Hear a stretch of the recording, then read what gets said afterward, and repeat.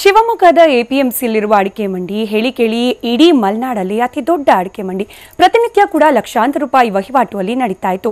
ಆದರೆ ಕಳೆದ 10 ದಿನದಿಂದ ಈ ವಹಿವಾಟು ಸಂಪೂರ್ಣವಾಗಿ ಬಂದ್ ಆಗಿದೆ. ಯಾಕೆ ಹೀಗಾಯಿತು ಅನ್ನೋ ನಿಮ್ಮ ಪ್ರಶ್ನೆಗೆ ಉತ್ತರ ಈ ಸ್ಟೋರಿಯಲ್ಲಿ.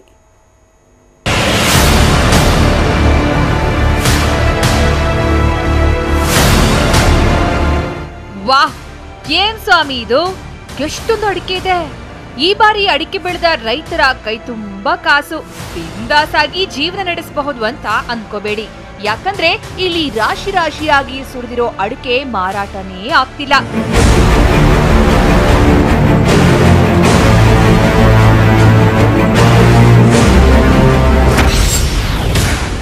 ಅಡಿಕೆಗೂ ತಟ್ಟಿತು ಜಿಎಸ್ಟಿ ಎಫೆಕ್ಟ್. ತೆರಿಗೆ ಗೊಂದಲದಿಂದ ಅಡಿಕೆ ಬೆಳೆಗಾರರು ಕಂಗಾಲು. ಎಸ್, ಶಿವಮೊಗ್ಗದಲ್ಲಿರೋ ಎಪಿಎಂಸಿಯ ಅಡಿಕೆ ಮಂಡಿಯಲ್ಲಿ ಕಳೆದ 10 ದಿನಗಳಿಂದ ಅಡಿಕೆ ವ್ಯಾಪಾರ ನಿಂತು ಹೋಗಿದೆ. ಜುಲೈ 1ರಿಂದ ಜಾರಿಯಾದ ಜಿಎಸ್ಟಿ ಅಡಿಕೆ ವ್ಯಾಪಾರಕ್ಕೆ ಕಂಟಕವಾಗಿ ಪರಿಣಮಿಸಿದೆ. ಕಾರಣ ಅಡಿಕೆ ಮಾರಾಟ ಮತ್ತು ಖರೀದಿಗೆ ಯಾವ ರೀತಿಯ ಜಿಎಸ್ಟಿ ವಿಧಿಸಬೇಕೆನ್ನುವ ಗೊಂದಲ. ಹಸಿ ಅಡಿಕೆ ಮತ್ತು ಒಣಗಿಸಿದ ಅಡಿಕೆ ನಡುವೆ ಜಿಎಸ್ಟಿ ಸಾಕಷ್ಟು ವ್ಯತ್ಯಾಸವಿದೆ. ಹಸಿ ಅಡಿಕೆಗೆ 18% ಇದ್ರೆ ಒಣಗಿಸಿದ ಅಡಿಕೆಗೆ 5% ವ್ಯತ್ಯಾಸವಿದೆ. ಹೀಗಾಗಿ ಅಡಿಕೆ ಮಂಡಿ ವ್ಯಾಪಾರಸ್ಥರು ಮಾರಾಟ ಮಾಡಿದ ಬಳಿಕ ಸೇಲ್ಸ್ ಟ್ಯಾಕ್ಸ್ ಅನ್ನ ಸರ್ಕಾರಕ್ಕೆ ಎಷ್ಟು ಪ್ರತಿಶತ ಸಂದಾಯ ಮಾಡಬೇಕೆನ್ನೋದು ತೀರ್ಮಾನ ಆಗಿಲ್ವಂತೆ. ಹೀಗಾಗಿ ಅಡಿಕೆ ಮಾರುಕಟ್ಟೆಯಲ್ಲಿ ವ್ಯಾಪಾರ ವಹಿವಾಟು ಸ್ಥಗಿತಗೊಂಡಿದೆ.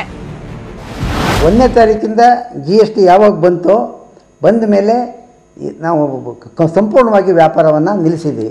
ಈಗ ಅಡಿಕೆ ಬಂದ ತಕ್ಷಣ ಎ ಬಿಲ್ ಹಾಕಿದಾಗ ರೈತರ ಅಡಿಕೆಗೆ ಟ್ಯಾಕ್ಸೇಷನ್ ಹಾಕಬೇಕು ಅಂತ ಒಂದು ರೀತಿ ಹೇಳ್ತಾರೆ ಕಾನೂನು ಜಿಎಸ್ಟಿ ಒಳಗೆ. ವ್ಯಾಪಾರ ಆದ ಅಡಿಕೆಗೆ ನಾವು ಬೇರೆ ಕಮಿಷನ್ ಇರುತ್ತೆ, ಸರ್ವಿಸ್ ಚಾರ್ಜ್ ಇರುತ್ತೆ, ಪ್ಯಾಕಿಂಗ್ ಇರುತ್ತೆ, ವೇಮನ್ ಚಾರ್ಜ್ ಇರುತ್ತೆ.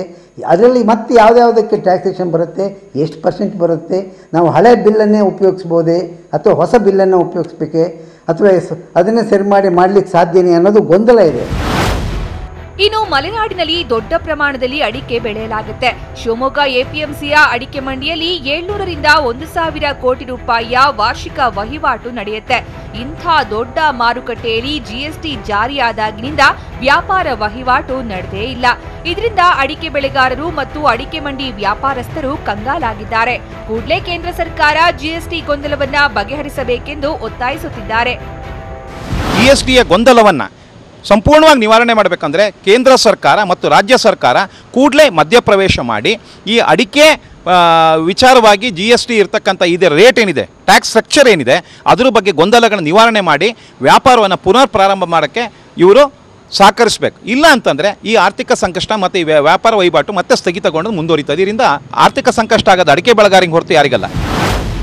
ಒಟ್ನಲ್ಲಿ ಅಡಿಕೆ ಬೆಳೆಯನ್ನೇ ನೆಚ್ಚಿಕೊಂಡಿದ್ದ ಬೆಳೆಗಾರರು, ಕೂಲಿ ಕಾರ್ಮಿಕರಿಗೆ ಜಿಎಸ್ಟಿ ಶಾಕ್ ನೀಡಿದೆ. ಕಳೆದ 10 ದಿನಗಳಿಂದ ಮಾರುಕಟ್ಟೆಯಲ್ಲಿ ಅಡಿಕೆ ವಹಿವಾಟು ಸ್ಥಗಿತಗೊಂಡಿದ್ದು, ಯಾವ ಅಡಿಕೆಗೆ ಯಾವ ತೆರಿಗೆ ವಿಧಿಸಬೇಕು ಅನ್ನೋ ಗೊಂದಲ ಮನೆ ಮಾಡಿದ್ದು, ಕೂಡಲೇ ಈ ಗೊಂದಲಕ್ಕೆ ತೆರೆ ಬೀಳಬೇಕಿದೆ. ಬಸವರಾಜ್, ಟಿವಿ9 ಶಿವಮೊಗ್ಗ.